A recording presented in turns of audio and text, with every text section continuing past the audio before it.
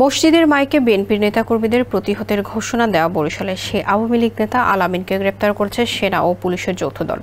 রোববার সন্ধ্যায় নগরের চাঁদমারি স্টেডিয়াম কলোনি থেকে তাকে গ্রেপ্তার করা হয় বলে নিশ্চিত করে কোতোয়ালি মডেল থানার ভারপ্রাপ্ত কর্মকর্তা মোস্তাফিজুর রহমান। আলামিন নগরের 11 নম্বর ওয়ার্ড আওয়ামী লীগের নেতা। ওই ওয়ার্ডের কাউন্সিলর ও মহানগর আওয়ামী লীগের নেতা মুজিবুর রহমানের অনুসারী আলামিন। তিনি স্টেডিয়াম কলোনির বাসিন্দা মোহাম্মদ করিমের ছেলে। গত 4 সেপ্টেম্বর একটি মামলা তদন্ত করতে যাওয়া কোতোয়ালি মডেল থানা পুলিশকে ধাওয়া দেওয়া হয়। তদন্ত কাজে সহায়তা করা বরিশাল মহানগর মৎস্যজীবী দলের যুগ্ম আহ্বায়ক ফেরদৌস হাওলাদার সহ 3 জনকে কুপিয়ে জখম করা হয়। ওই ঘটনায় আলামিনকে প্রধান করে কোতোয়ালি মডেল থানায় মামলা করা হয়েছে। জানা গেছে বিএনপির কোনো নেতাকর্মীরা যেন এলাকায় ঢুকতে না পারে, মসজিদের মাইকে সেই ঘোষণা দেন তিনি। ওয়ালটন ফ্যানের অ্যারোডাইনামিক ব্লেড ঘরের কোনায় কোনায় ঠান্ডা বাতাস ছড়িয়ে হাওয়া বদলে নেয়।